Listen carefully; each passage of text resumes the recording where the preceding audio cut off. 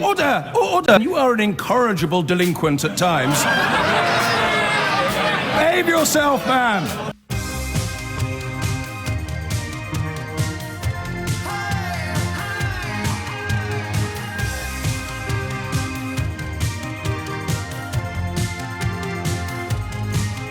Balance of power in the Labour Party has tipped a little more to the left after the election of 3 new members to the ruling National Executive Committee. All 3 were from the Corbyn-supporting campaign group Momentum, including the group's leader, Jon Lansman, who said the result was a, quote, victory for 21st century socialism. Our political correspondent, Lewis Goodall, reports. In the 118-year history of the Labour Party, the left have never been so dominant as they are today. Not in the 80s, not in the 40s, when the leadership was dominated by centrist figures like Attlee. They're in control of many of the important trade unions, like Unite. They control the party leadership and the office of the leader of the opposition. They control party HQ and now the NEC. In fact, pretty much the only thing they don't control are the party's MPs here in Parliament. But today's NEC result could potentially change all of that. It gives the left the opportunity to introduce mandatory reselection. That's the idea of making MPs reapply for their jobs as Labour candidates every election time. If they do that, then they could potentially replace the more moderate Labour MPs with those more predisposed to Jeremy Corbyn. Centrist MPs are already worried. As Chris Leslie told me today, this is another step away from a broad church towards command and control by Jeremy Corbyn's Momentum. And that's not all. One of the new NEC members, Jon Lansman, wants power for making policy taken away from MPs and given to the party members. I certainly think we need to make use of digital democracy, and in fact we at Momentum are going to make use of digital democracy in the way we're going to consult about the changes in the party that we want to see for this democracy review. Today's NEC result wasn't even close, but only 12% of Labour members voted. That should worry the Corbynistas. It shows many members aren't as interested as they might like or hope in their agenda. That's why the left will move quickly. With a clear majority on the NEC, they have a once-in-a-generation opportunity to reshape the Labour Party in Jeremy Corbyn's image. If they succeed, he will have claim to take his place in the league of truly important Labour leaders, with Attlee, Wilson, Blair and Brown. Corbyn and his followers are unlikely to waste it. Lewis Goodall, Sky News. But I want to move on now, because it is time for a conversation about the Labour Party. It's a brilliant piece of journalism in the Yorkshire Post, paper I'm very fond of. It's pretty much the only paper in Yorkshire that my late father never worked for. And they've had a look at that Labour MP, Jared O'Mara, who kind of got into terrible bother and suspended from the party for historical social media comments, which were misogynistic and pretty grim. I don't know that they were as grim as some of the stuff that the alleged journalist Toby Young did, but they stood comparison. And I personally I didn't follow the story that closely because they moved quite quickly. There wasn't a long, drawn-out debate about it. The party moved quite quickly and kicked him into touch. But he won Nick Clegg's old constituency, Sheffield Hallam. And the Yorkshire Post have been trying to find out what he's done since being suspended from the Labour Party. The Yorkshire Post have tried to find out whether he has indeed done anything. And we'll talk to the journalist who's done that investigation later this hour. But we'll begin with the National Executive Committee. And the founder of Momentum, a chap called Jon Lansman, has said, who's just been elected to the party's key decision-making body, and has said that he's going to push for sweeping changes to the party's campaigning, which is fine. He's one of 3 new appointees to the National Executive Committee, all of whom could be described as very much on the Jeremy Corbyn wing of the party. And Paul Mason, former BBC journalist, former Newsnight journalist, and now a political activist, has suggested on social media that this could be a precursor to all Labour MPs having to seek reselection. And this is an incredibly divisive suggestion, which some of us don't really fully understand. Because you would think, wouldn't you, democratically speaking, that there's nothing controversial about suggesting that the members of the local Labour Party should choose their candidate. But what happened in the 1980s with the so-called militant tendency is that constituency Labour parties became, again, if I can't use, what verb would you use? Constituency Labour parties, because if I say overrun, then it sounds as if I'm making a judgment call. I think I could say that members of the militant tendency came to be disproportionately represented within constituency Labour parties, which gave rise to that hard left resurgence that Michael Foot was the national figurehead for, but which is probably best described by looking at Derek Hatton up in Liverpool or somebody like that. I think I've got this right, and I'm conscious of saying a little bit too often at the moment that I'm not 100% confident on my understanding. I'm pretty sure I've got this right. So my problem as just as an observer, politically homeless observer, as I've told you a few times recently, my problem here is that I don't know which side to pick. Is the simple way of putting it. Because if you're unhappy with the idea of momentum activists taking over your constituency Labour Party and deselecting your centrist or Blairite MP, then go and join your constituency Labour Party and outnumber the people who want to get rid of them. This is where I'm sure I'm missing something. 0345 606 0973. A number of Labour MPs have reportedly pledged to fight by-elections as independents if they are threatened with deselection or indeed deselected. The Times newspaper today urges them to do so. So you've got to give Corbyn credit for seeing off revolts by his shadow cabinet and an orchestrated campaign of criticism and abuse from the right-wing media that probably makes even Ed Miliband wince slightly at its nastiness and its scope and its scale. But all three of these new positions are supposed to represent grassroots members on the party's national executive. So it is the Times' contention that Labour is now at odds with its own history and traditional values because it doesn't essentially, I think, and I'm going to go a little bit A-level politics here, I think it dilutes the role of a Labour MP as a representative. We have a representative democracy. Which serves our sovereign parliament, fills our sovereign parliament. But this seems to me to reduce the role of the Labour MP more to a delegate. And this is what I mean by A-level politics. The difference between a representative and a delegate is that a delegate goes to conference solely to represent the agreed desires of the membership. So trade union representatives are delegates because they have to do what the trade union members have told them to do on a whole raft of specific issues.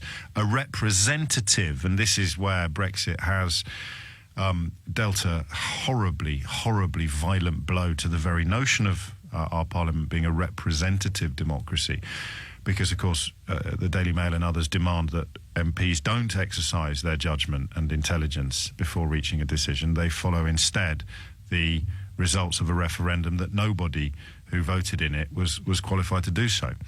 I think that this looks like reducing the role of the Labour MP to more of a delegate and less of a representative. So that's your starter for 10, 0345 606 0973. Is that what is meant when the Times suggests that the party, Labour, is now at odds with its own history? I think it's at odds with the very notion of a parliamentary democracy, because if you are constantly worried that you may have fallen foul of say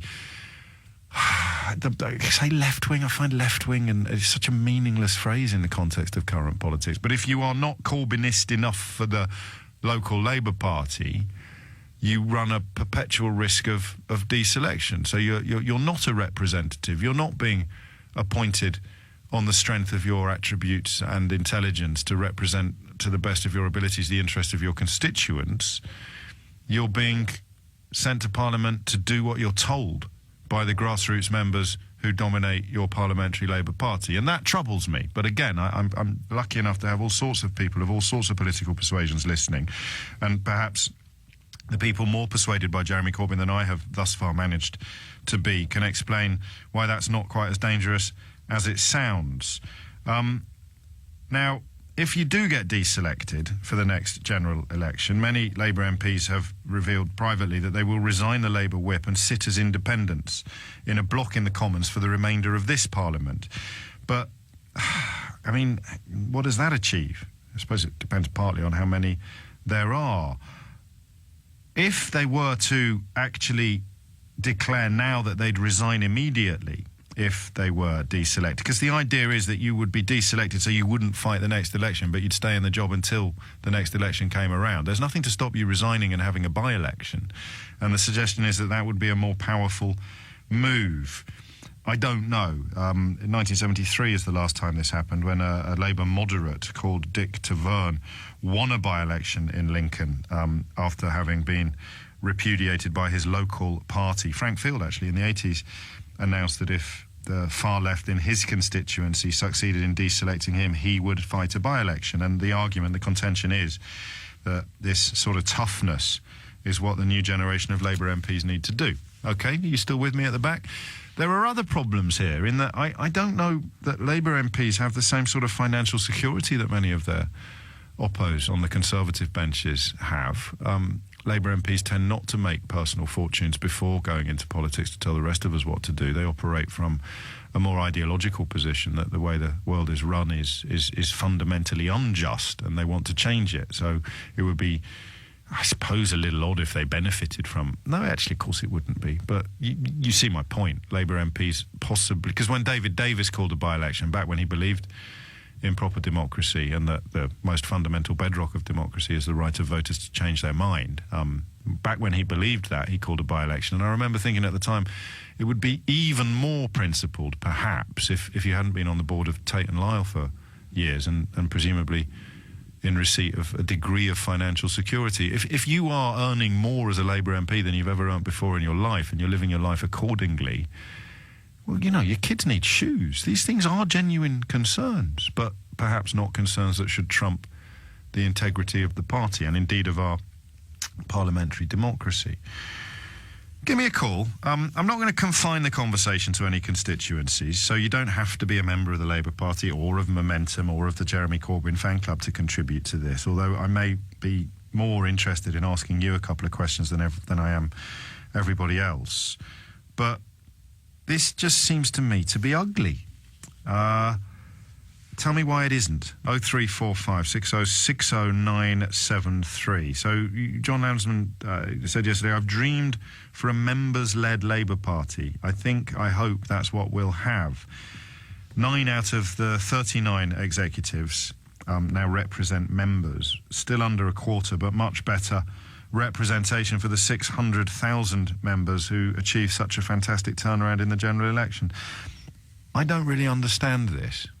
I'm really sorry about that, but I don't really understand what the difference is between a party run for voters and a party run for members. It seems to me that if you want to form a government, you should be reaching out to as many voters as possible, not necessarily rolling over for the people who are already so committed to voting for you that they've joined the actual party. That's my second question. 0345 60 60973 is the number that you need. What's going on when senior supporters of Jeremy Corbyn raise the prospect of deselecting Labour MPs? I'm interested in how a Labour voter who would never dream of joining any party, perhaps employing the Groucho Marx attitude to clubs, that he'd never want to be a member of any club that would have him.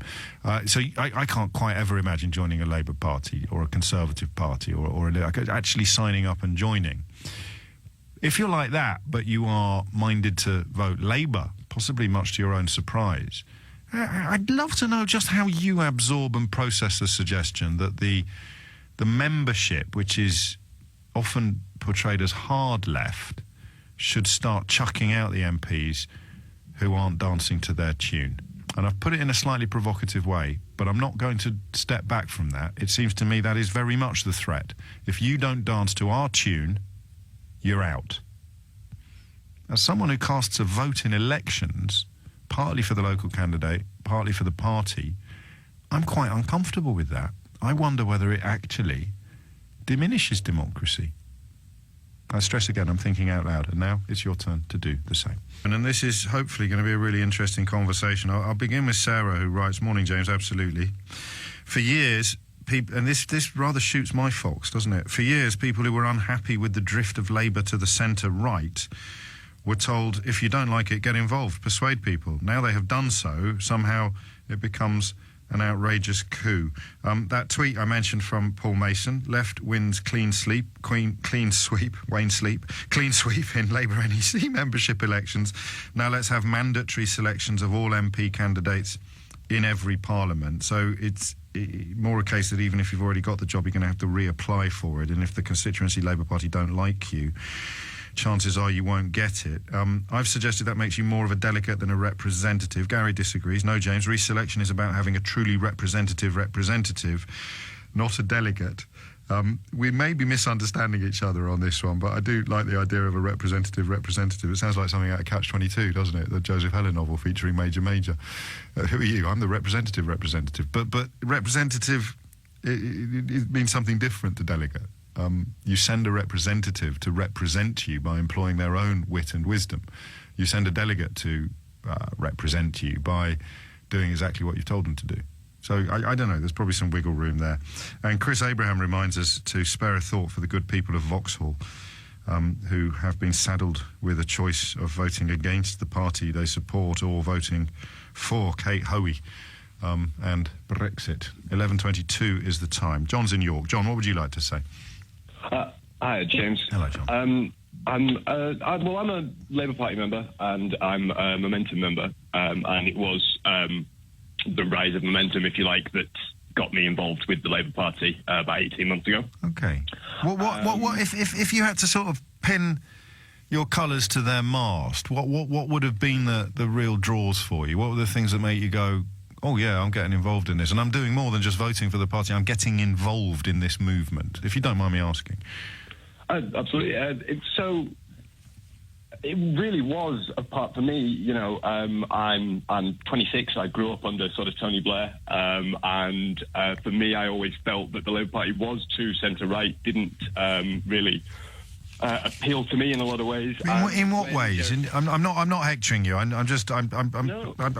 suppose I'm envious of your conviction, actually, because as I've said a few times, I'm politically homeless. So I look at what would you point at as evidence that Tony Blair's Labour Party wasn't a Labour Party that was true to the values that you want it to be true to?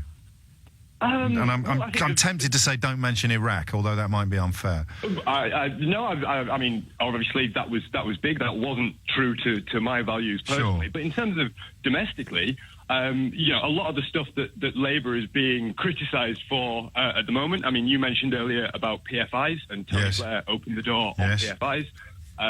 The continued sort of privatisation of the rail network, and a lot of the sort of declines that we're seeing in the health service now, while they've been exacerbated over the last 7 years, you know, the groundwork was laid for that, I think, by the Blair government. And personally, I think it was a bit of a Thatcherite turn for the party. It was an embracing of Thatcherism. Great answer. So whenever I say, when we're discussing something done by the government, whenever I sincerely state that I find it perfectly plausible that this could have happened under the last Labour government, somebody like you goes, yeah, you're right, mate. That's why I wouldn't be... But it will happen under the next one. That's it, isn't it? That's precisely the point. And that is why it's so funny when Theresa May tries to blame mistakes of the last government on Jeremy Corbyn, when it's possible Jeremy Corbyn voted against the last Labour government more often than Theresa May did. Well, absolutely. And really that was my draw for the Labour Party, to kind of see a Labour Party which meant, for me, a meaningful opposition to what you might call the trend of politics in this country towards privatisation over the past 20 years. Towards neoliberalism, which we've all had a crash course in the last couple of years, whether we wanted it or not. So who then become the problems? What sort of MPs... Because everyone from Tom Watson down, I've seen on various lists of people who aren't sufficiently on message. Where do you stand on that? I mean, I don't know I can't think off the top of my head who your local MP is. Is it Rachel Maskell? My local MP is Rachel Maskell, and she's fantastic. Right, so she's safe. You're not going to try and deselect her. So what sort of people... Not. If she were up for re-selection, I would vote for her every time. And to be honest, that's all I can really speak to in terms of how I'd vote. What does she need to be sound on, John? You know, that old phrase in the good old days, my friend Bill Cash would say, sound on Europe. He's sound on my friend's dad, Bill Cash, actually. I'm getting old, but I'm not that old. He'd say, we sound on Europe, that chap, James. Sound on Europe. And you know what that means. So what is Rachel Maskell sound on? What are the key issues that, as a Momentum member, you want your constituency MP to be sound on? Well, I mean, personally, for me, it's various degrees of renationalisation. You know, the party's education policy, their healthcare policy, and their transport policy are the three that are most... But don't you show your support for a policy simply by fighting an election on that manifesto? This is where I get a little bit confused. Well... and no Labour MPs disowned the manifesto at the last election, did they? No, and, you know, I can't... I can't speak to the sort of anything that goes on in back rooms and within the sort of parliamentary Labour Party. I think the idea is to have fewer of the what you might call the glib careerists, who there was maybe a rise in under Tony Blair, who are perhaps not the best representatives of their constituents. Okay, and that's a pejorative, and they might reject that pejorative. Majority, James, in the Labour Party, but I think the idea of putting something in place to prevent that and saying, well, every time there's an election, you have to go back to your constituency and say, this is what I've done for you over the last 5 years, I'd like another go. I don't think that's unfair to ask of our representatives. When you put it like that, I'm not sure I do either, but it does... It would limit the chances of getting a Frank Field, wouldn't it? Or I thought it became fairly clear last week when the alleged journalist Toby Young described himself as a right-wing maverick. I came up with a new rule. Anyone who describes themselves as a maverick is by definition not a maverick. But it's still a word I like, and it does away... I'm trying to think of MPs that have swum against the party line. Look at Brexit at the moment. What would happen to Anna Soubry and people like that under this system? What would happen to the likes of Michael Heseltine under Margaret Thatcher? That's what worries me slightly. There's a touch, perhaps, of the Politburo, or am I being daft?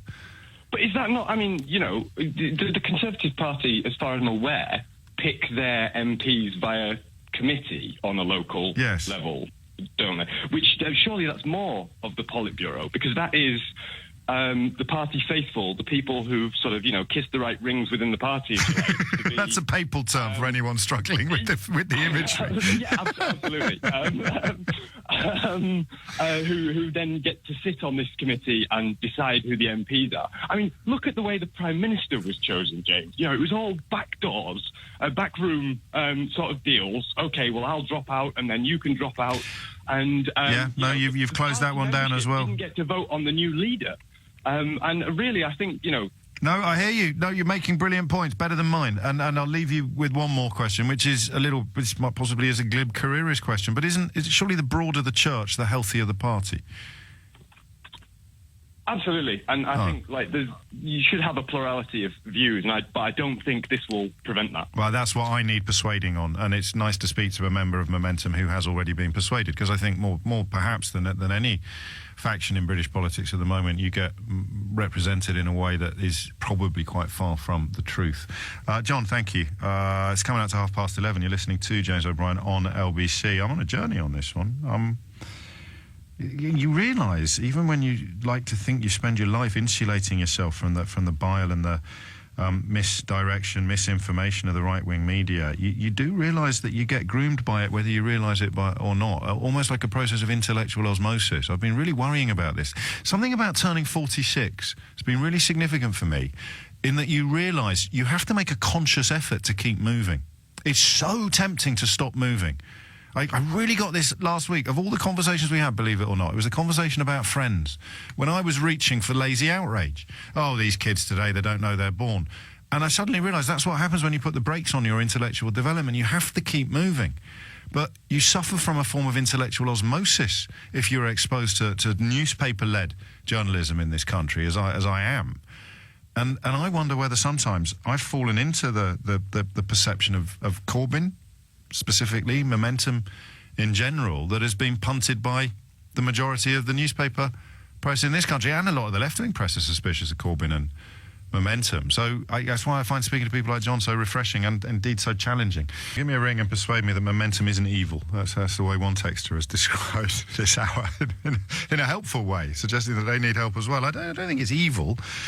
I just I need to support a few more Johns, I think. John in York painting a much more modest and moderate picture. My fear is that this 5-yearly reselection, having to reapply for your job every election, persuade the local party, which could have suffered from a fluctuating and a changing membership, that you're the right person for the job, as opposed to the people in post who, I don't know. It just seems to me to be a diminishment of democracy. But John, I think, closed down most of my support for that position. 11:36. Liam is in Sidcup. Liam, what would you like to say?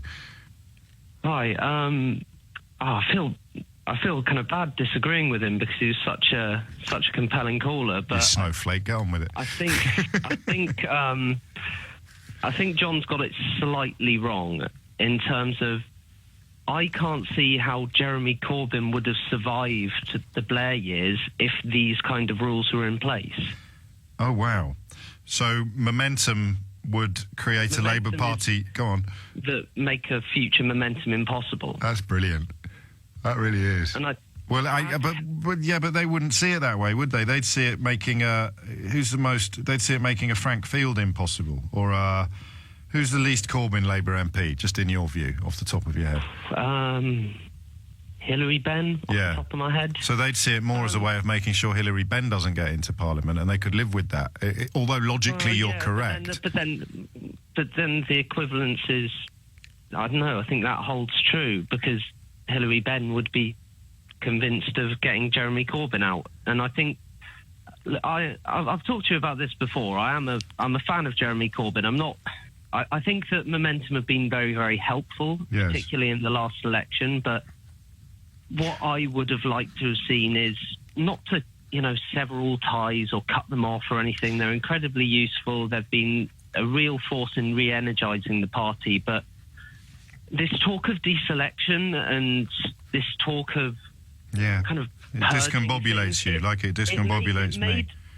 It made sense when there were these constant attempts at coups, when the Parliamentary Party was a real threat and did look like they would try and oust Jeremy Corbyn at any given moment. That made a bit more sense then, but after the election result he delivered... Everything changed, and so the language of war... the language of war seems it seems a lot more immature now that he has a hold on the party. Yeah. He's not going anywhere. I think everyone accepts that, and they're still acting as if... I think you're as good as each other. Go on. Just let me interrupt briefly, Liam, because I'm being careful not to talk over people, but I do kind of want to be involved. And this is what occurs to me as you were speaking. I'm going to use myself as an example because I know myself better than I know anyone else. If I was thinking of becoming a Labour MP, I would be put off by this prospect, because I would be thinking that every 5 years I've got to go and show my knickers to the local party, and that might have been populated by Dave Sparks and militants in the 5 years since I won the last by-election, with the biggest majority that constituency has ever seen. What's the point of being an MP if really my strings are being yanked pretty hard by Dave Spark and militant, which is an unfair description of the people that in the in the constituency Labour Party, but it's a possibility, and I wouldn't see the point then of going enduring all of the hassle and the enormous pay cut and all of the other things that going into Parliament would involve. Why on earth would I do that if I had to dance to your tune every 5 years? Well, or is that, I don't know if that's a good thing or a bad thing. Maybe the answer is good. I tend to agree a bit more with John on that. I don't think there's anything... All right, think of someone you want to be a Labour MP. Don't use me as an example. I don't think there's anything so wrong in that. I can see the argument on the other side that it's not just the members I'm here to represent. Yes. And I think I can see some strength in that argument. But the idea of having it... I think what troubles me about it is it's not that we're coming to this in a vacuum. We're coming to this in the context of there being lots of MPs who've been a real thorn in Jeremy Corbyn's side. Some of them, I think, have behaved pretty badly. I think Owen Smith made a complete fool out of himself, and so did Angela Eagle in that a disastrous election campaign. Although they've got a way to go before they vote against Jeremy Corbyn's party whip, as often as Jeremy Corbyn voted against Tony Blair and Gordon Brown's party whip. But this is the problem. The second I think, we should punish them, we should get them out because I don't like them, then I think, I bet Blair would have done it if he thought he could, if it was possible to just say, right, McDonnell, Corbyn, you're out. You've been messing us around for far too long. I believe they could have done by ramping up the local party memberships. They didn't, because they valued a broad church. This is my fear. They valued a broad church more than Corbyn does. And as a Corbyn supporter, hang on, because you've had loads of time and I want to squeeze in some others. I just want you to respond very quickly to this, because this is personal. I'd love to join you and John, but the idea that I have to slavishly believe that a man who was fully signed up to the Hugo Chavez fan club is the best possible leader of this country is I don't think that's ever going to wash with me. So I could join the party as long as I was allowed to criticise the leader. This seems to me to be a way to ensure that you're never allowed to criticise the leader. That's not democracy, and it's not left-wing. No, I see that, although I would remind you that we have a first-past-the-post system, and you're always going to have to hold your nose at least a bit on some things. Not within my own party. No, if I'm not allowed to criticise my own party leader when I think he's made a terrible mistake because I'm worried that his slavish followers back in my constituency Labour Party will deselect me in 6 months' time, then I might as well not be in Parliament at all. I'd be much better off standing on the sidelines lobbing petrol bombs, metaphorically speaking. And, of course, it is now the case that the journalists that go into politics are arguably responsible for the biggest disasters we've seen since the Second World War. 11:42 is the time. Liam, thank you. Alexander is in Hove. Alexander, what would you like to say? Hi, James. Good morning. Yeah, I know it's still morning. I'm a member of Brighton and Hove Green Party. Oh, yeah. So we actually have to do this. Oh, do you? Every this is interesting. Go on. It is part of our constitution that every election or every time that there could be an election. So after the Brexit referendum, we had to do it. We have to select, and our candidates have to, go and pitch themselves to their party. And it doesn't matter because. Well, your council does your MP have to do this? Our prospective MP candidates. So our MP Caroline Lucas had to do it. I was sitting there in the meeting when she had to do it. And they took a vote, or did she go unchallenged? Yeah, we took a vote. Yeah, we took a vote. Obviously, she got in because she's still there. And I was out to vote on the candidate for Hove. And, the guy before was right. I mean, it is first past the post, For us, it's like, we vote for the people we like. And for the people that, see, I personally vote for the person that I, see has the most conviction, in my opinion. Yeah. And presents the best points. Because chances are they're never going to get in. Is she leader at the moment, Caroline Lucas? She's not, is she? She's co-leader with Jonathan Bartley. Okay, so it's in. So hang on. Because I'm thinking out loud on this one, and I'm getting schooled by all my callers, which is nice for me. But of course, the likelihood of Caroline Lucas criticising the leadership of the Green Party is pretty slim. Well, given that it's her. Well, at the moment, possibly not. But that's why I mean about, in principle, you're persuading me. Well, that makes sense. But I've suddenly realised that Caroline Lucas is not really going to launch an impassioned, evidence-based attack upon some of the policies of the leader of the Green Party, because the leader of the Green Party, the co-leader of the Green Party, is Caroline Lucas. So it doesn't work. It doesn't go quite as far in defence of what Labour are doing as I thought it might. We can agree on that, I think, can't we? Yeah, possibly. I mean, our policy is made at conference, and we all vote on it. So all the people that go to conference, which is all the members that can, we vote on our party policy as a party. And if you felt that she diverged from that, even though she was leader, you could deselect her as the MP. It is possible, yeah. Yeah, okay. That's a good answer. We could deselect her as a candidate if, she, I don't know, had some sort of major personality break. I am all sorts of random stuff. I'm moving on there. I can feel it inside me. No, shouldn't be, should be. I'll just keep making odd noises, Alexander, as a substitute for substantive conversation. I think I'll leave you with that one. Where the well, it's interesting, isn't it? Kenneth's been in touch. He's an SNP councillor in Midlothian. He tells me the Scottish National Party have the same policy. Councillors, MPs, MSPs and MEPs all have to be reselected at every election. He describes it as a great system. I'm increasingly worried. I'm not going to go on about this because I've mentioned it to you already.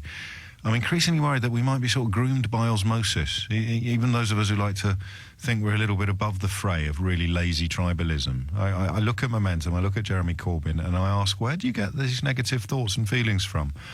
It's possible I get them from the massive proliferation and predominance in the British media, which is almost all, traditionally speaking, almost all right-wing leaning. You have to step out of Fleet Street, I think, often to find the best journalism that's going on in Britain at the moment. And by that I mean two things: step into the world of the internet and the increasing number of journalists on there who ply their trade nowhere else. And I detect, I hope I'm right, but I am a little bit biased, a resurgence in the quality of a lot of regional journalism as well.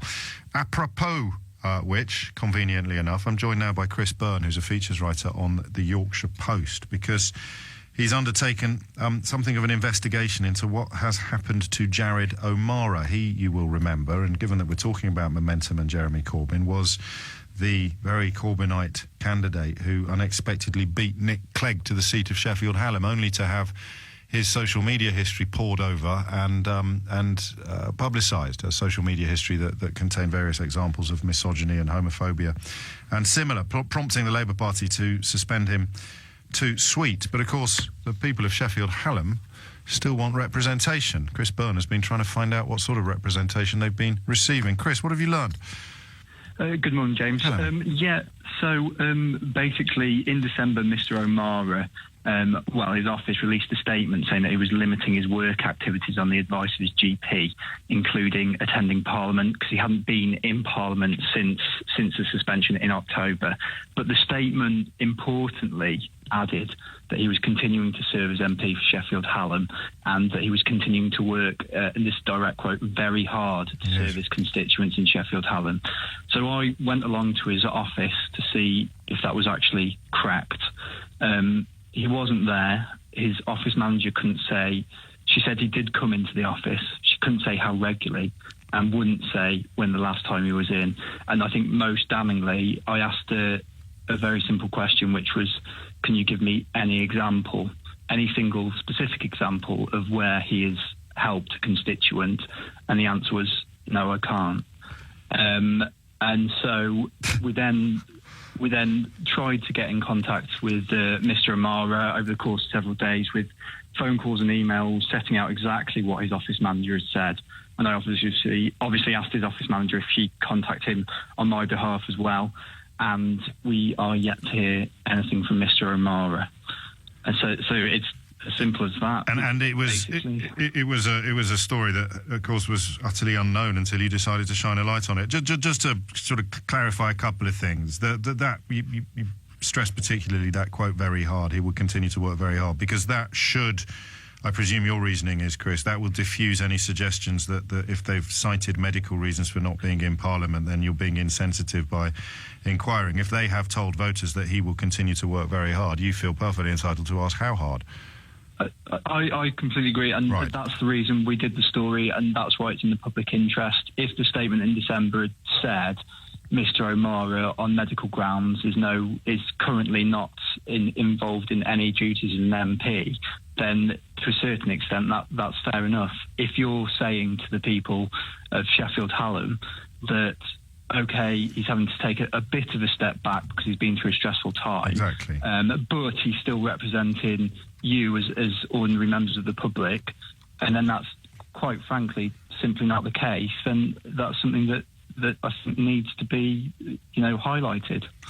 And, I mean, in Tracy, it's not a huge period of time that this covers, but you've found no evidence of him doing anything for the duration of it.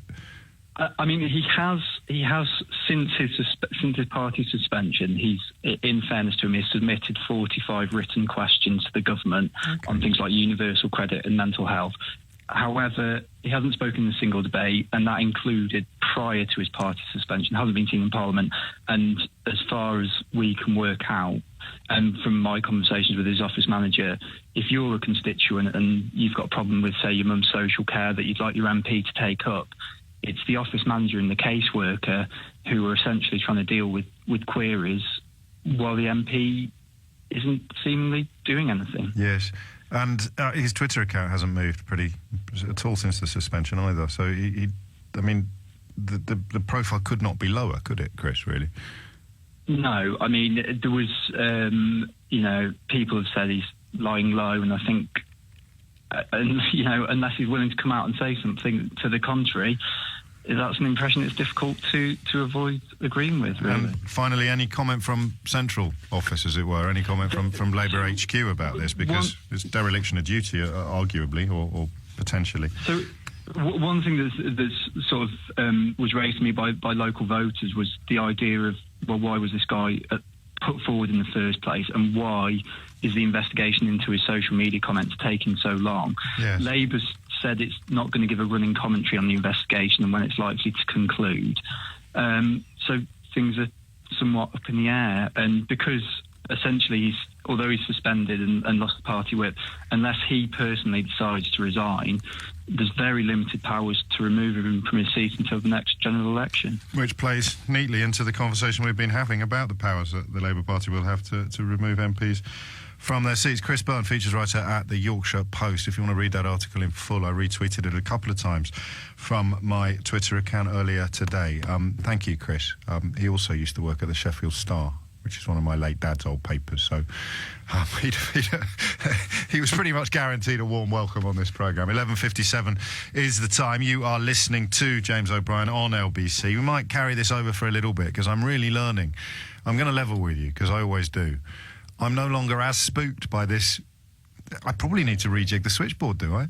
Because I'm no longer as spooked by the suggestion that all Labour MPs should apply for reselection in the way that all SNP politicians do before every election, until people tell me that there is still a lot of evidence in constituency Labour parties that, regardless of what you believe and where you stand, if you didn't vote for Jeremy Corbyn from the very beginning of his leadership bid, then there will be people in your constituency Labour Party baying for your blood, even if you're slightly to the left of Karl Marx. If you didn't vote for Jeremy Corbyn from the very beginning, if you were a Corbyn sceptic, then you deserve everything that's coming your way. I need to get a handle on how big that feeling is.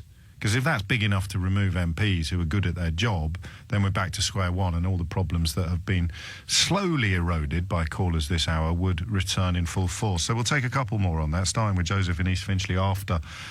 Actually, no, I'll squeeze you in now, Joseph. Joseph, what would you like to say? Hi. I'm very glad you're coming around on this issue first. No, I don't know if I am. Don't spoil it. Don't jinx anything. Carry on. I would just like to unpack the notion of democracy and just try and think, what are the alternatives to a process like this? Yes. Because as far as I can see, the current system in which MPs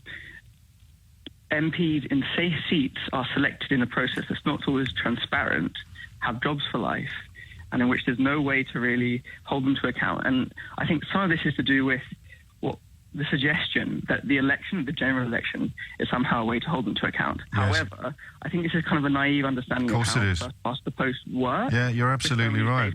Yeah. And so the alternative to this is that you have 200 etc. MPs with jobs for life that can't be removed. And if there is, as has emerged, such a dissonance between the membership and the MPs, there's actually nothing that people can do about it. And I can't see an argument that doesn't look for greater processes of accountability and democratic control by members that don't enhance democracy rather than diminish it. And I find the suggestion that it diminishes actually strangely absurd. I can see why you do. You're not alone. Dave's tweeted to say you're basically putting an argument forward for Labour MPs to have a job for life in safe Labour seats. Where's the accountability? And if they want to go it alone, they can stand separately from the party. I think the answer to your question is I mean, love it or loathe it, the answer that you'd be given by centrists, for want of a better word, would be electability, wouldn't it? It would be that if Militant had succeeded in taking over the whole party forever in the 80s, you'd have been out of power for even longer. But the result of the last general election presumably gives you confidence that these parallels are bogus.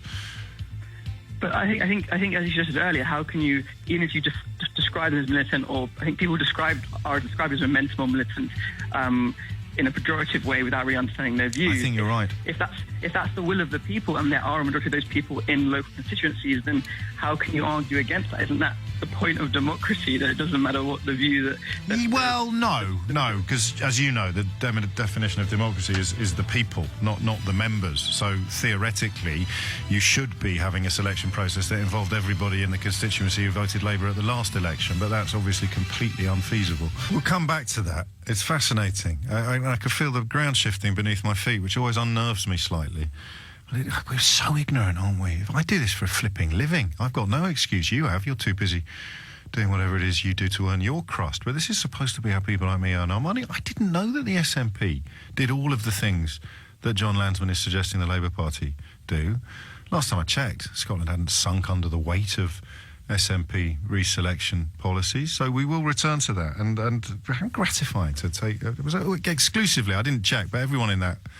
Could have done with a few more female voices, but I think every voice we heard was under 30, which is yet more evidence of the massive divide running right through the middle of this country now. And I'd give it a media angle as well, oddly.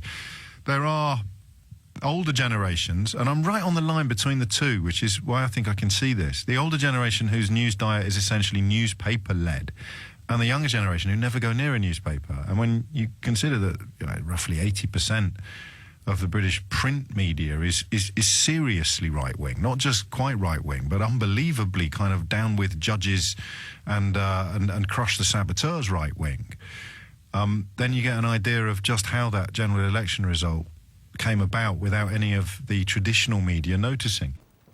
Now, we've had an election result within the last half an hour. Yes, phew, news.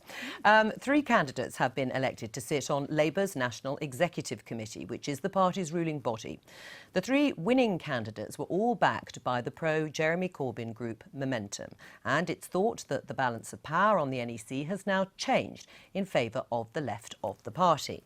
There were a total of 9 candidates running for 3 new places on the National Executive Committee. The 3 winning candidates were John Landsman, the founder of Momentum, and 2 other candidates backed by the organisation, Yasmin Dar and Rachel Garnham. It's thought that the balance of power on the NEC has now been shifted decisively in favour of Jeremy Corbyn and the left of the party. Separately, there's also an ongoing review into the internal democracy of the Labour Party, which is being carried out by Jeremy Corbyn's close ally, Katie Clark. The first set of proposals from the Democracy Review will be discussed by the NEC next week. Joining me now is Michael Segaloff. He's the news editor at Huck magazine and a supporter of Momentum. Welcome to the Daily Politics. Do you think this will indicate a shift in the party further to the left? Well, I don't think it will do anything other than reflect what the party is already doing. This was a vote for the members of the Labour Party in a democratic election, and the results are clearly reflective of what the people think already. What was the point of the election in the first place, and bearing in mind it's taken up quite a lot of time and money? Sure, well, the idea was that with such a huge membership now, it's 500, 600,000 people. 600,000, I think. It was necessary to have more representation of Labour members on the NEC.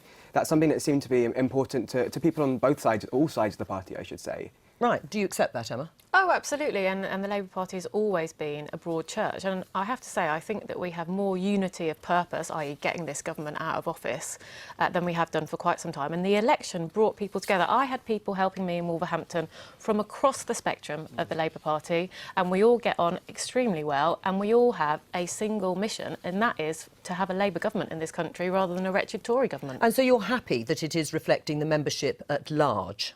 Well, there was an election. There were 3 new members, as Michael has explained, because of the extent of the membership. We've had more members that join than ever before. And, you know, I accept that, you know, these people have won places on the NEC. They're 3 out of 39 places, by the way. So, you know, let's not over-reg the pudding.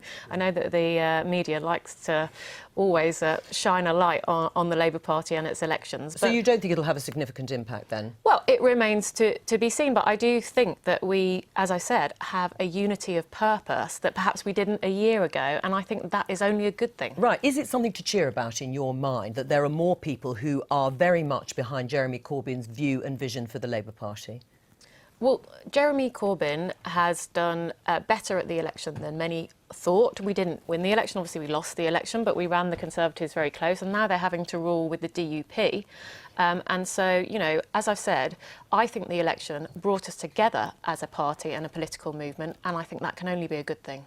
John Landsman, the founder of Momentum, one of those successfully elected, said yesterday there's no reason for any hard-working MP who campaigns hard with their constituents and the members of their local party to feel nervous about anything.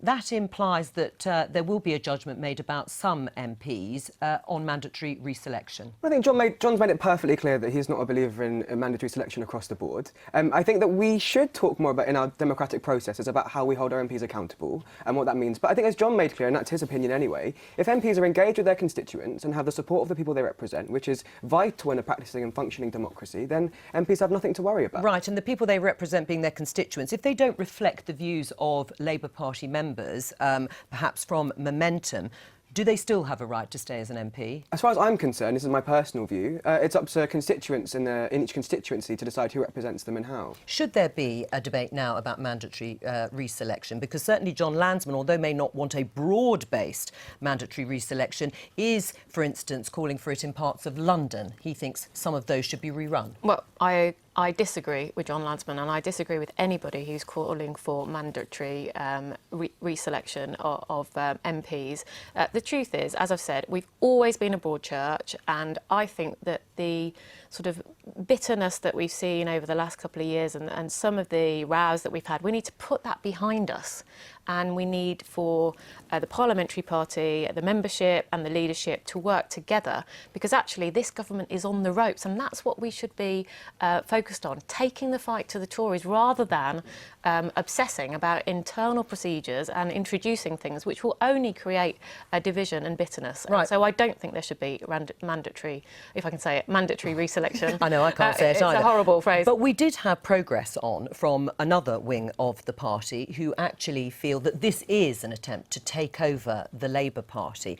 Well, I hope that it isn't. And I hope that the review that's going on will not conclude that we need mandatory reselection, because I think that would be very, very bad for the sense of unity of purpose that I've talked about that has been created during the election campaign and since. Right. I mean, John Landsman also wants the threshold for the next leadership contest nominations to be lowered. Do you agree with him?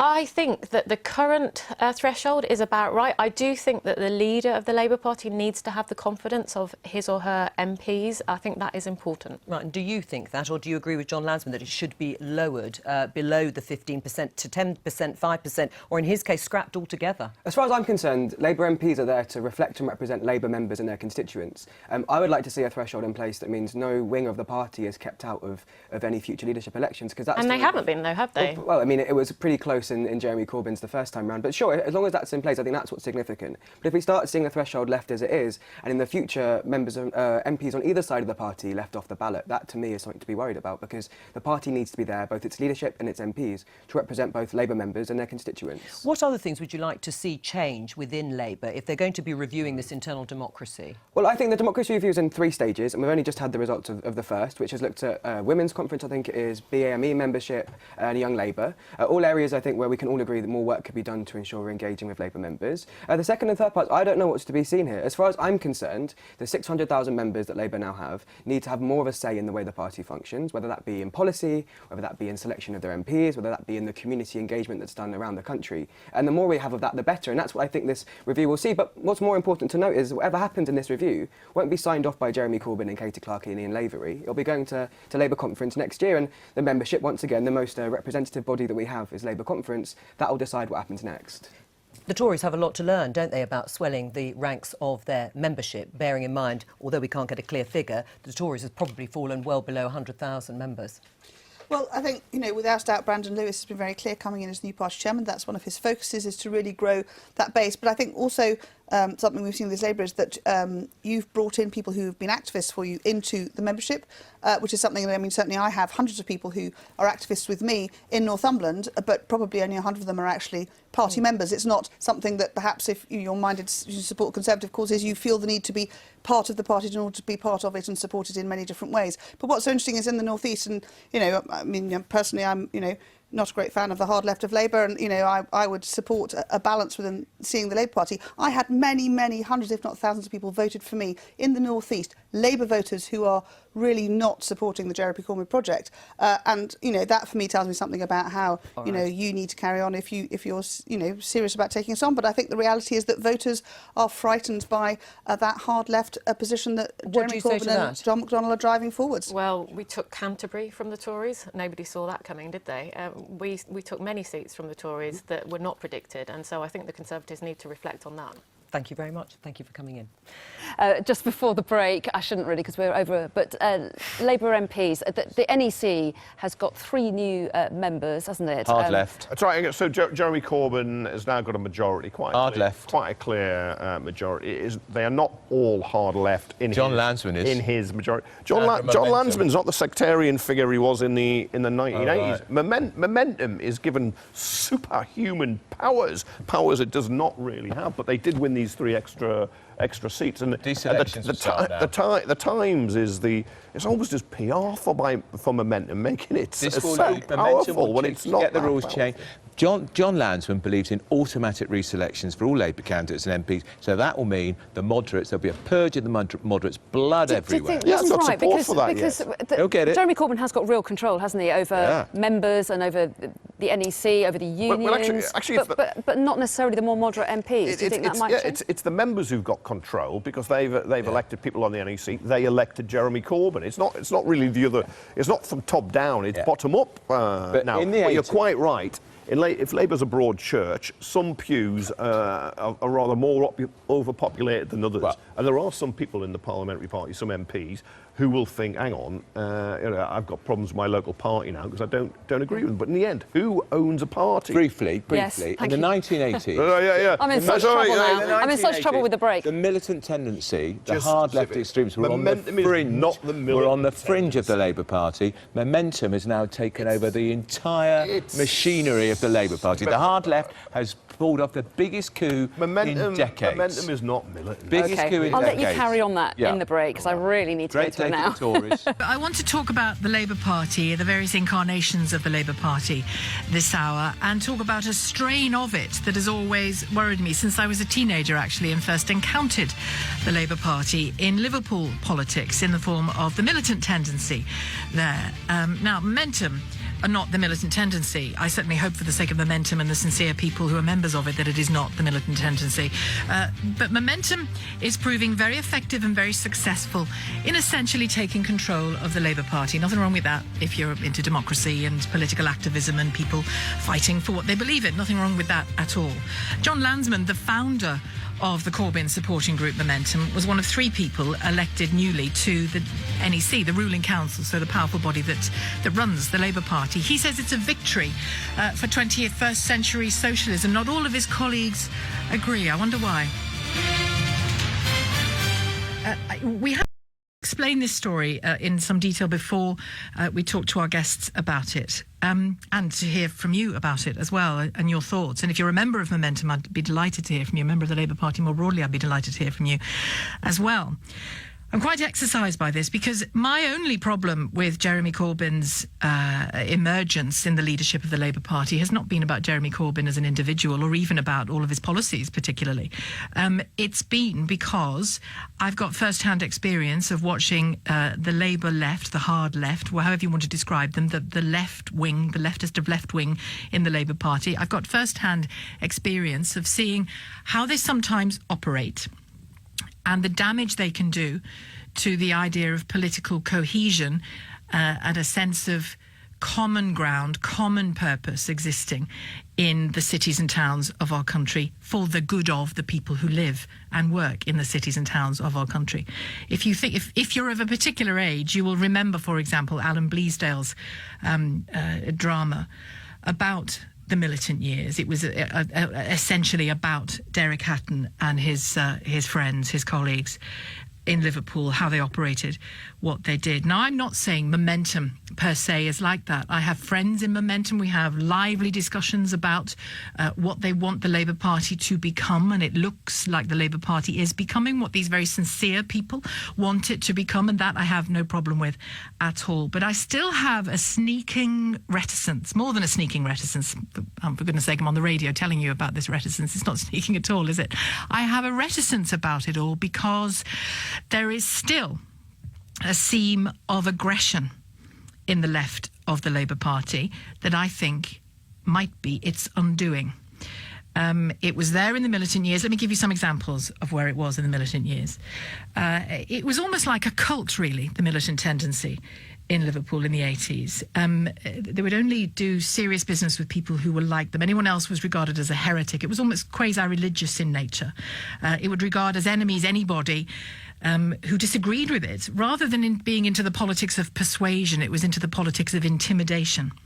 So, strangely though, unlike Momentum, unlike the Corbyn supporting left, who are very attacking of the media, we'll come on to that in a moment. We've just had a glaring example of it ourselves on our own programme, which is why I'm so exercised about this. They were quite open to journalism because they wanted the airtime, they wanted the publicity, they wanted to be heard, and quite a lot of them were quite narcissistic show-offs to boot, so they loved the media. The people they hated were actually their own Labour colleagues who didn't agree with them, their own Labour colleagues who didn't want to strike on a given issue, perhaps, or who didn't want to demonstrate on a given issue. Perfect example of their pettiness in Liverpool way back. And I stress, I am not saying that Momentum per se is like this. I'm investigating with you whether Momentum per se is like this. And if it's not like this, does it have a problem within its ranks of people who are? It has a problem within its ranks of at least one person who is, because they've just called my programme, my colleague, and shouted at her down the phone and told her what to do in her job, told her how to do her job. We'll get on to that in a moment. But an example of the pettiness that exists in the far left of Labour existed, let's be really fair here, I'm talking about the militant years in Liverpool and why this exercises me so much. An example of the kind of thing they did when some council workers whose job it was to protect a collection, a beautiful collection of 19th century orchids, when this group of council workers did not want to strike, didn't want to take part in a day of action. Subsequently, the militant leadership of the council broke up the collection of 19th century orchids. It's a kind of petty ISIS Palmyra response, isn't it? I get that's a bit of an overstatement, perhaps, but to do that, to break up and ruin a collection of 19th century orchids because you disagree with the view or the position that the people who protected those orchids and cared for those orchids took, that gives you a sense of who you were dealing with at the time. Which brings me on to the telephone call that we just had. Again, this used to happen in the 80s. People like Jane Kennedy when she was an MP, Peter Guilfoyle, calls on the phone at night, threats at night, people turning up at their kids' school gates, the full hit. Just before we came on air, half an hour or so before we came on air, Paul Mason, former Newsnight journalist, Momentum member, very supportive of Jeremy Corbyn, very, very vocal, and he has a voice, and he uses his voice, and we invited him onto the programme to use his voice. And instead of saying, no, thank you, I don't fancy the idea, he bellowed down the phone at my colleague and said, this isn't a story. The fact that Jeremy Corbyn and Momentum are clearly achieving their aims, I think is a story. Of course it's a story. They're achieving their aims. John Lansman, who founded Momentum, has described it in glowing terms as a victory for 21st century socialism. Paul Mason sees it as something that we should hide. He was telling us what we should be talking about today. He was telling you what you should be talking about today. He was telling me what I should be talking about today. And it's that I have a problem with. It's that I have a problem with.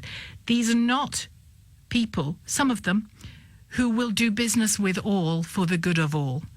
They are people who want to squash anyone who isn't on their bus, who isn't in their group, in their cult, in their pocket even. He said we were trying to hang Labour. I mean, did you listen to James's hour on this topic? It was really interesting. If you haven't, download the app. Make sure you do, because it was really interesting and it was incredibly fair. He says we want to push a Tory agenda. I certainly don't. He said we were all out to destroy Labour. I literally want a conversation with you about where you think the Labour Party is going and whether you think it's a good thing or a bad thing. That's the kind of thing we do day in, day out. But Paul Mason, member of Momentum, supporter of Jeremy Corbyn, decided it was okay to bellow down the phone at a woman and tell her how to do her job and make her feel intimidated and to be aggressive towards her. That isn't, I don't think that should ever have any space in British politics. That should never have any space in British politics. And it's probably worth pointing out that Alistair Campbell used to do this to senior editors at the BBC. Just read the autobiography of people like Kevin Marsh, who edited the Today programme and edited The World at One on the BBC. Routine calls from New Labour. So is it a Labour thing? I don't know. Routine calls from New Labour, from him and others, bellowing, shouting down the phone at people, telling them how to do the job. Journalists telling them how to do their job. Shades of Trump. They were there before Trump was. Are these the people who are going to stop Jeremy Corbyn, the quiet man from Islington North, as I called him earlier? Are these the people who are going to stop him from gaining power? Let's have a conversation about the kind of politics we want in this country. 0345 6060 973. That is not the kind of politics I want in this country. 84850, the number to text, and you can tweet at LBC. Michael Segalov joins me, news editor at Huck magazine and Momentum supporter, and Nora Mulready joins me, a Labour member who's been very vocal about some of the activities of Momentum within the Labour Party, within the existing structures of the Labour Party already. Good afternoon to both of you. Good afternoon. Michael Segalov, first of all, just how do you feel when you hear what Paul Mason did to me and my colleagues an hour ago? I didn't actually hear Paul on the radio, I'm afraid. He wasn't on the radio. We invited him to come on the radio and do democratic political discussion. Instead, he decided to denigrate and shout at a woman down the phone. I didn't hear that. I'm telling you it happened. What do you think about it? He represents your group. He doesn't represent my group, and I don't. He's a member of it, so he does. Sure, yeah. I'm a supporter of Momentum. I think it's perfectly reasonable that we expect people to be courteous to each other when they converse. And I couldn't comment on the way he spoke because I didn't hear it. What I could say is that I do think. Do you not believe me? Is that what you're saying? No, I completely believe you. I just didn't hear the exact details. But does it worry you that people in Momentum think that that's the way to go about their business and to represent your politics?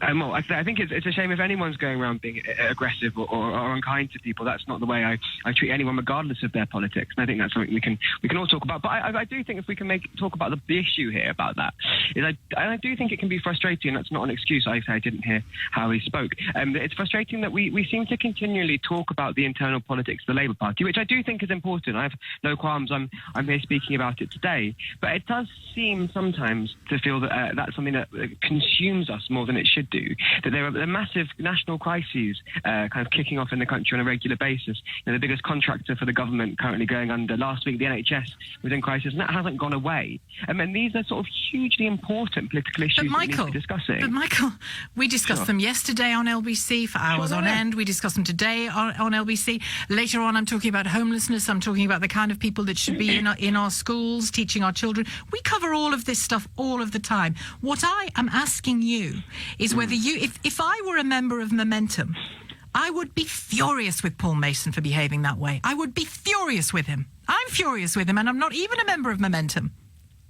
Sure. No, as I say before, I haven't been part of the conversation. I trust that you say that someone was aggressive down the line. Is he bringing you down? Is he bringing Jeremy Corbyn down in the way that he behaves? And he isn't the only one. Well, I say you talked a lot about Militant before, and I guess it's a similar thing. It's asking people to take responsibility for things that aren't theirs. Militant was dissolved in 1991. I was born in 1993. I have no connection or correlation with what happened before. The membership of Momentum was a broad church. The membership of the Labour Party too. Lots of young people getting involved, lots of older people. In terms of whether or not it's right for people to shout down the phone, I think that's kind of an immaterial question because for example, Michael, if I rang Theresa May's press officer and bellowed down the phone at her and shouted at the phone down the phone at her, she or him, I'm pretty sure I'd lose my job. Yeah, as I say, I didn't hear the conversation. I really don't have much to say on it. Should he lose his membership of Momentum? that'll be a question for Momentum. I'm not an officer or a spokesperson. I'm just a supporter. All right. Well, let me give you, just before we move, I mean, in fact, we may hear from Nora Mulready after the break. We'll decide in a second. Let me ask you then, Michael, when John Landsman, doesn't Momentum have a problem if John Landsman, its founder, on the day he and two other members of Momentum are elected onto the NEC, when he says it's a victory for 21st century socialism, does Momentum have a problem when one of its leading voices in the country is ringing a national radio station insisting you stop talking about it? That's a problem, isn't it? I personally don't think we should stop talking about it. I think it's really exciting. A membership of 600,000 people, the largest political party in Western Europe, has conducted a democratic process that has seen 3 more people brought into its National Executive Committee, the decision-making body that governs. Oh, Michael, do we still have you? Do we still have Michael? I think we might have lost Michael's line. What I will say about, I agree with Michael, what he said at the end there, it's incredibly exciting. Even if you disagree with it, it's incredibly exciting to see politics in action, to see politics change. And when John Landsman describes how he wishes to see Labour change, even if you disagree with his politics, even if you don't want to see Labour change that way, there's a logic to what he is saying. There's a logic to the campaigning party he wants Labour to become. Again, it's what it began as in many ways. So there's an absolute logic, an absolute sense of excitement, which is why the reason I raise what Paul Mason did is partly because I'm angry at what he did to my colleague and attempted to tell us what we do with our programme. But I think Momentum and Labour and the Labour leadership should be concerned when there is a whiff of aggression, a whiff of intimidation, and there is.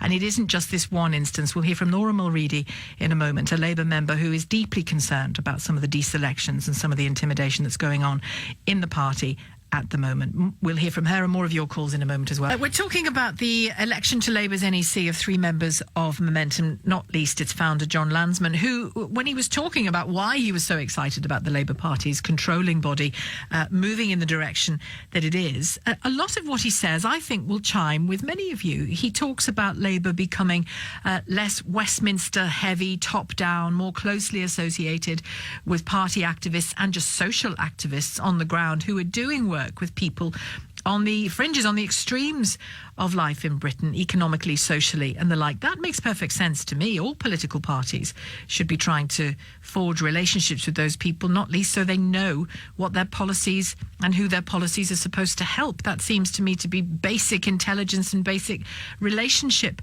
building. But the aspect that people are uncomfortable with, and my next guest, Nora Mulready, a member of the Labour Party, is uncomfortable with it, I know, is this focus on deselecting and reselecting MPs and councillors and the like. Nora, good afternoon to you. Hi. I've followed your concerns about your party on Twitter for a long time now. What do you say to these latest elections onto the NEC? Well, I think it's another very sad day in the journey of the Labour Party from the party that I sort of grew up with and knew to being something completely different. It's a completely different entity now.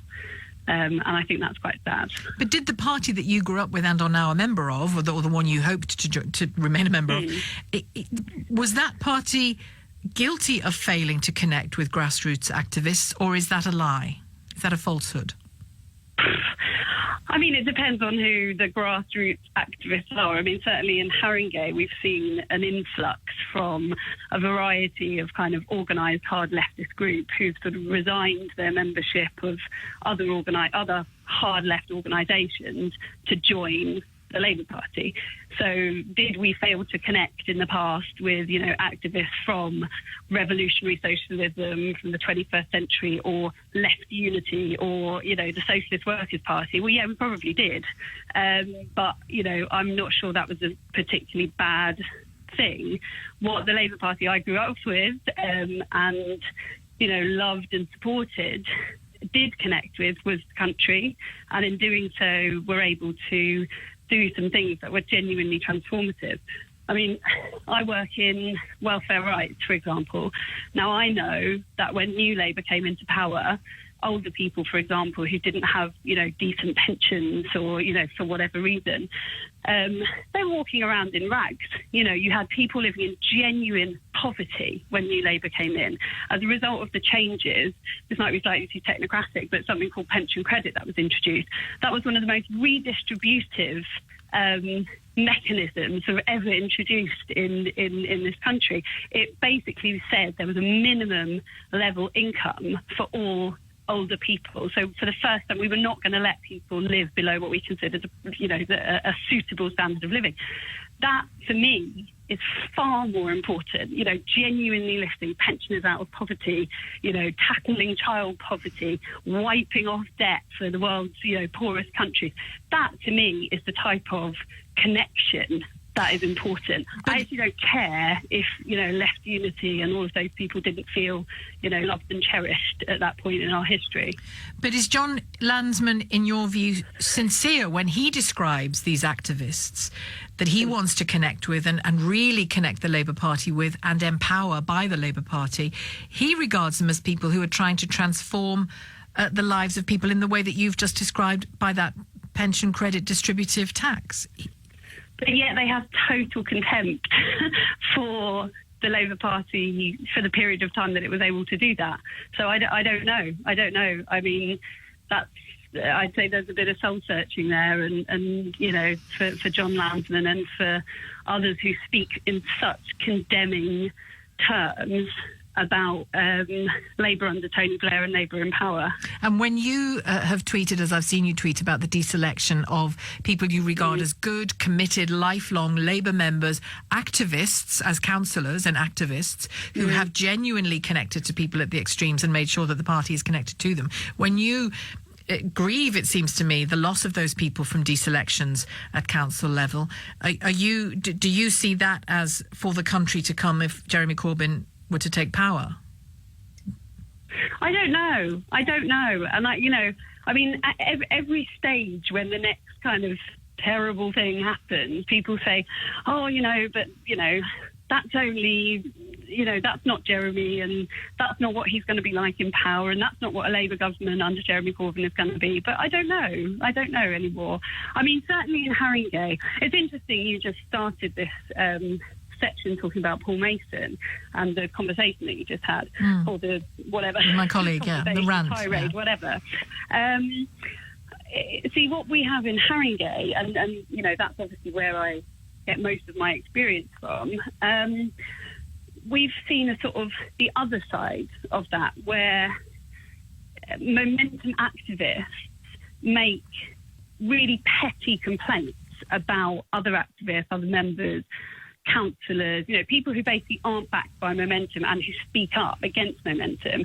They throw in complaints. They say things like, I felt offended, or, this felt like, intimidation, or, whatever. And it's things like, someone writing a throwaway comment on their own Facebook page or something like that, and they blow things out of all proportion. They tie people up in kind of disciplinary procedures. I mean, half the blooming Labour Party in Haringey that doesn't support momentum, has disciplinary procedures. So the kind of antagonism that I was talking about under Militant, you seem to be suggesting still exists with momentum. But Nora, thank you. Good to talk to you. Nora Mulready, member of the Labour Party, not comfortable about the direction of travel.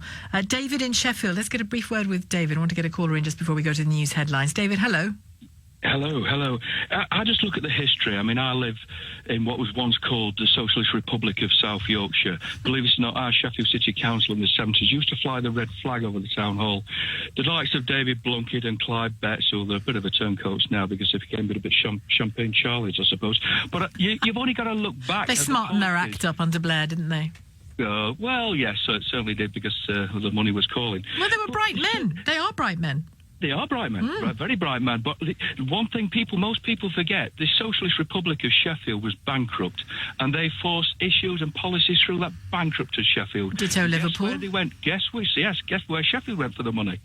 The South African government. So when we were building 3 Nelson Mandela buildings everywhere in Sheffield, the only people that could get a loan off was the South African government. We only paid it back a couple of years ago. So do you see shades of the same in momentum, David?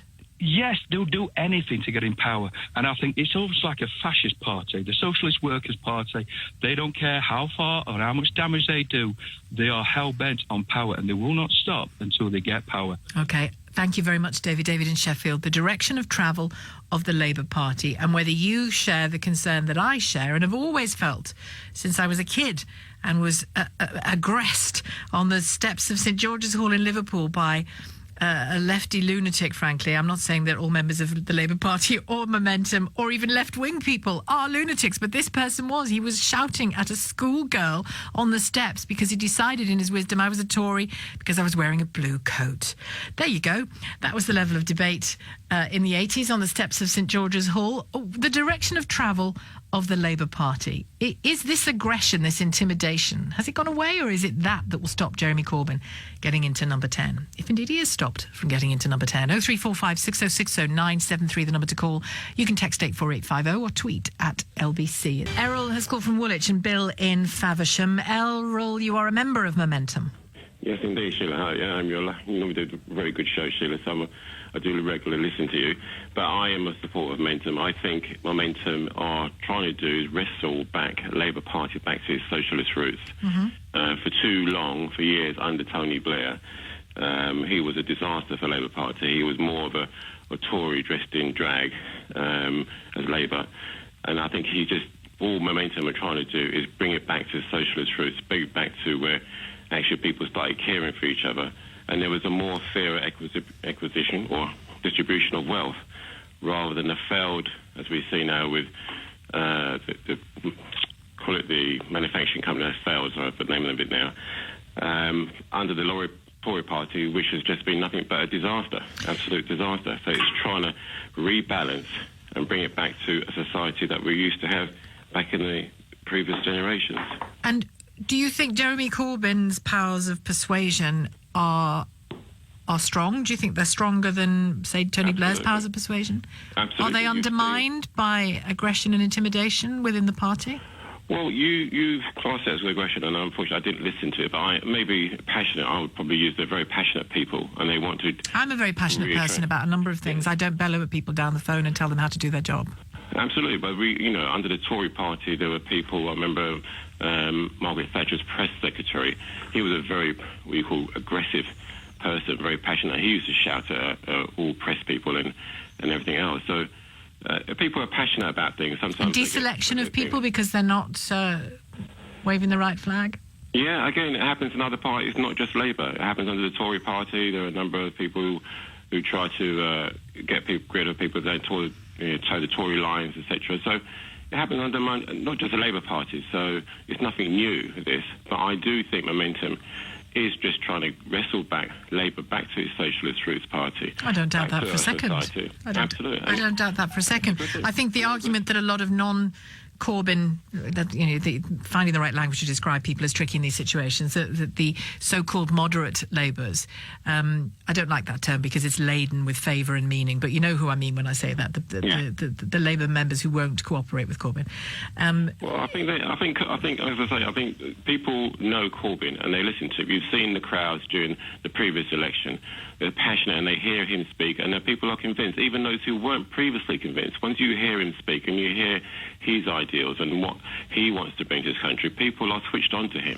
So why when John Landsman... Jeremy Corbyn, that's one thing you must... No, that's clearly happening. You can see, the election numbers tell us that's happening. But when the founder of Momentum describes his election yesterday and two other members of Momentum, Yasmin Dar and Rachel Garnham, voted onto the NEC. When he describes it as a victory for 21st century politics, why is one of Momentum's most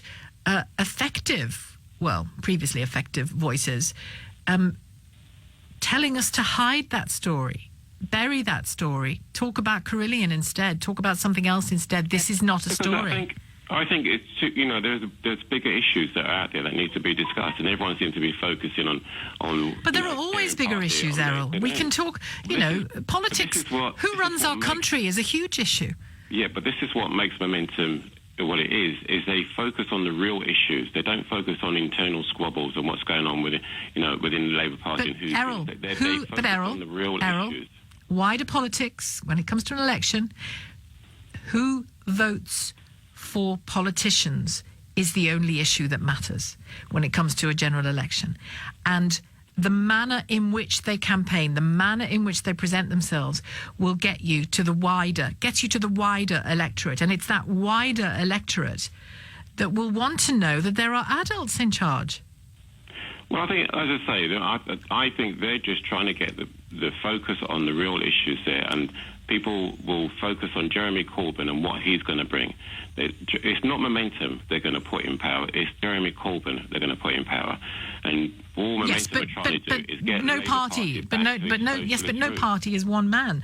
Momentum, you know from the elections of the NEC, is now it's been for some time actually, but it's a fundamental key player in the future direction of the Labour Party. Therefore, it's a fundamental key player in convincing people to vote for it or not, isn't it? I mean, you say that no party is one person or one man, but everyone remembers Thatcher for being a Tory party. Everyone remembers Cameron for being that. So yeah, that's leadership. No, that's leadership. But I'm talking... You seem to be saying the structure of a party doesn't matter, but it does matter because the structure of a party delivers the party that people will or won't vote for. So the structure of the party absolutely matters. Otherwise, John Lansman and his friends wouldn't be fighting to control the structure of the party. I'm not saying that the structure of the party doesn't matter. What I'm saying is that we need to focus on the real issues that are really affecting people up and down But Errol, forgive me, as an ordinary voter who isn't a member of a political party, never has been, I find what you're saying patronising, because it does matter to voters how the people who are in power, solving their issues, got there, what they think, how they operate, who they are. It matters. Right, and Momentum is a supporting group. It is not Jeremy Corbyn. And this is one thing you're trying to make out as if Jeremy Corbyn and Momentum are one in one. I'm not. I'm really not. I'm not. Nor am I attacking Momentum. It makes perfect sense what John Lansman says. It makes perfect sense what you say. Voters may or may not disagree with the tone of the politics, but it makes perfect sense what they're doing, and they're using the democratic rules of the Labour Party to do it. I would argue that there is also a horrible seam of intimidation on the sidelines that's proving very effective as well. Not every time, not every member of Momentum. So I am not attacking either Jeremy Corbyn or Momentum. I'm asking you as a member who wants the party to change whether you are concerned about the intimidation levels and what I experienced this morning in my own office. Well, any intimidation at any level, any society is wrong. But, however, I would say to that, people are passionate. People they get. So you make excuses for intimidation? Sorry, say that again. Sorry. Are you making an excuse for intimidation? No, like I said, I just said to you that I don't believe in any form of intimidation. But I don't want you to sort of try and classify passion for intimidation. But I'm not. I'm classifying intimidation as intimidation. Okay. Well, like I said, I believe that there are members who are passionate about bringing Labour back to its socialist roots, and that's where Momentum has managed to grow, and they are growing. It's about re-establishing the values there. All right, Errol, thank you very much indeed. Errol, a member of Momentum.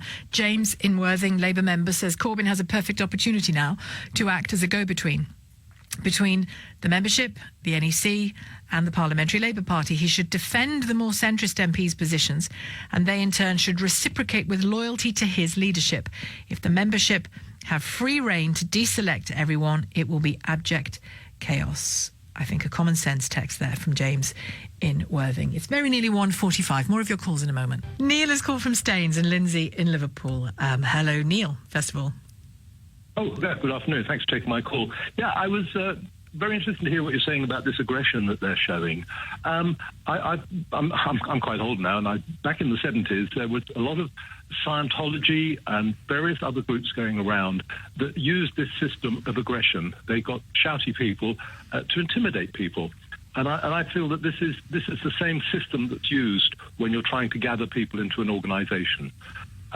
First of all, you entice people in by saying that you're going to have a much better life, you're going to have free education, you're going to have free meals, you're going to get rid of the rich people. Well, all politicians do that, though, don't they? Promise the earth. Well, they do to an extent, but I know that certainly when I was, as I say, when I was younger, and I even joined one of these groups, and there was a hierarchy within it, and the ways that they managed to be able to get people into it was to be able to be very aggressive on the one hand and be very, very nice on the other. So there were two sides to them. Which group did you join? Was it a political group, a left-wing political group? No. This was an enlightenment group, which they couldn't call it. It was an enlightenment. There were a lot of people around, and there was Mukhtananda, there was Bhagwan, and if you take it to its extreme, there was Jonestown, where people were persuaded to commit suicide. So seemingly middle-class, intelligent people can be taken in, and it seems to me this is the same sort of thing. You're creating a group, and you're bringing them in, and it happened with Hare Krishna. It happened with Scientology as one of the biggest ones. I know one or two Scientologists, and no matter what you say to them, they're completely convinced that they're right, and that there are aliens actually. Well, I'm not sure I'm comfortable about Momentum being compared to Scientology, but again, conversations I have with my friends who are in Momentum, I have, because we've been friends for a long, long time, and we love each other dearly, and I've gently chipped away at their resistance to debate. That's what I have found, a resistance to debate. And I suppose I'm their living nightmare, given that debate is what I do every day in my job. I hope it's what I do in my job. And so and they are absolutely passionate about their views, and they're so excited about the shift that's taking place in the Labour Party. But I wouldn't want to offend every member of Momentum or presume every member of Momentum is as aggressive as the one that I just experienced and intimidatory as the one I just experienced. But it's a problem for Labour. It's a problem. Yeah, but it's the one at the top that are bringing these people in.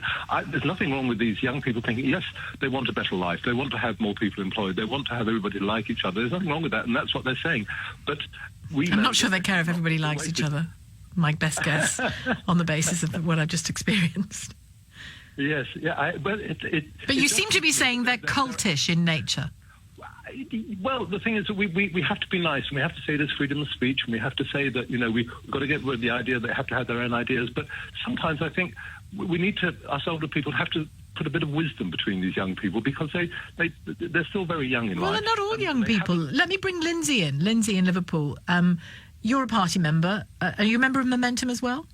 Yeah, a fringe member, really. I haven't gone to the meetings and things. We've just joined, but we've been Labour Party members for quite some time now. But I'm 33, I'm 34 in a few weeks, so, I'm not young at all. I'm a politics student, so I'm not sort of some of you can be taken in by a cult and things. And I think that's the problem. But I think going back to the gentleman, I think there is a lot of misinformation in the press. I think the left is demonised, and we have things like Marxist and communist bandies about, and quite honestly, I don't think most people know what Marxism and communism is, and obviously they're very far from the current Labour Party's manifesto. Basically, I think it's more a modern type of socialism. For me, I work in financial services, so I am far from a communist or a true socialist. I'd probably be quite a bit more to the right in terms of the left on some issues, and I would be, but I think the thing is with it, Momentum is not there as something to intimidate and bully people to think into the ideas of what the new vision is of the Labour Party. I think what it is, it's a place where people who are politically isolated, which me and my partner felt we were. We've watched the news for years. We get very frustrated watching things, and you don't know what to do to help or where you can become a part of it. And when you work full time, it's very difficult to get to all the meetings. So was Momentum a route to activism for you, even though you... I think so, yes, definitely. And I think it's done in a nice way, because when the last general election was on, what Momentum did was he done a computer system so you could go onto it and you could find out where your marginal seat was if you wanted to get involved in and help. Obviously Liverpool has always been Labour. I'd very much doubt if it would ever change. In my lifetime, it's always been Labour anyway. And I was able. It's dallied with liberalism from time to time, Lindsay. But you're right. Yeah, it in my lifetime, it's pretty much it's all been. And we've had probably the odd Tory seat in the 70s and things, but it's pretty much Labour. So for me, I didn't feel like I could help here. No, I went to a place which is, probably an hour away on the train. I was able to go and drop some leaflets, pack a load of leaflets up in a bag, meet some lovely people who just, we had a chat, different ideas. And fortunately, that MP did win a seat and retained it with a much higher majority. But all the people I met, it wasn't about bullying, it was about becoming involved in something. People feel left behind in society. Well, but Lindsay, that's what you describe is good old-fashioned, soles of your shoes politics, wearing out the soles of your shoes, leafleting, walking, talking, convincing people. That's proper politics in my view. Yes. The problem I have, and I saw it, I'm a little bit older than you, and I saw it in Liverpool in the 80s, is this, and I'm sorry, it was then, and I'm seeing it in Momentum again, not the momentum you've experienced, and I don't think from what you're saying the momentum you would want to be involved in, but I see this a sort of gimlet-eyed aggression that cannot do business with people who don't believe precisely what they say. That's not healthy, is it? It's not healthy to have that in any political party. In any political party, you're right. In any political party, and I think that's something that if everybody was honest, across the board, you will have extremists in every organisation. But I think the thing... But they're not running it.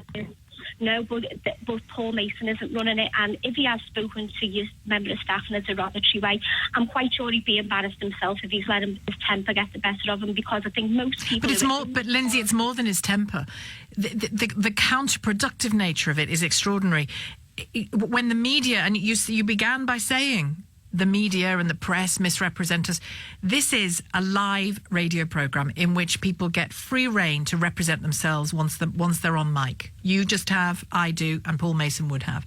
We invited him on to do just that, and he spilt bile down the phone at my producer instead, and told us we were covering the wrong story. We were inviting him to talk about the development of the Labour Party on a day that a significant shift has happened on its ruling body, and he told us it wasn't a story and we shouldn't have been talking about it. I think this is a lot of the issue, though, as a person in the left, it's very frustrating at the minute. You've got, obviously, like you said, you have covered Carillion, but I think with it, there's so many things. And we'll continue to do so, and we cover poverty. I'm about to talk about homelessness, then I'm talking about schooling. Because I'm not talking about you personally, but because somebody doesn't hear what they want to hear at 3:05 or 1:50 on a given day, it doesn't mean it isn't being spoken about. It means it isn't being spoken about in that instance.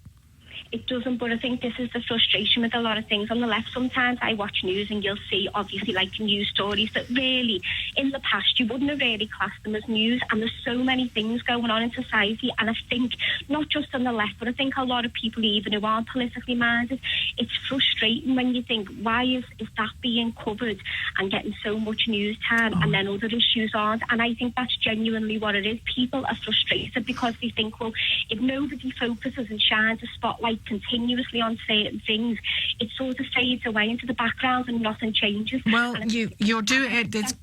Well, no, but Lindsay, it's great to talk to somebody with so much energy and passion about politics, and you're walking the walk, you're talking the talk. We've given you your opportunity to talk the talk. I think there's a symmetry now in going from Lindsay in Liverpool to Phil in Islington. Phil, hello. Hello. You're a member of Momentum as well. Great to have so many of you calling. Yeah, I'm a member of Momentum. I just wanted to take issue with the talk earlier on with one of your speakers regarding deselections. Mm-hmm. And as far as I know, there hasn't been any deselections, and I don't recognise the momentum that is being described by you and some of the other callers. I've not seen bullying, personally. It may happen somewhere, but it hasn't happened in my section of it. Well, Phil, to be fair to me, I'm not describing Momentum. I'm describing what happened to a colleague from a member of Momentum, a very key member of Momentum, who'd been invited on the programme to talk. I'm not, and I've been very fair to Momentum, and many of you have called, members of it have called. This is a fact-finding exercise, but it's also a warning shot across your bows, because you have members in your organisation who do not do you any favours. They do you a deep disservice if you want future power in this country. There are members in every organisation who don't do favours to them. But the thing is, that in fairness to your previous caller, hit the nail on the head. I'm sure Paul would be very, very embarrassed by what's being said about Well, he should be. Phil, thank you. Phil in Islington, thanks very much indeed for all of your calls. We will, of course, cover this again. The whole question of the direction of travel of Labour is a central political question in our country at the moment. So if Paul Mason doesn't mind, we'll talk about that as well as some of the stories.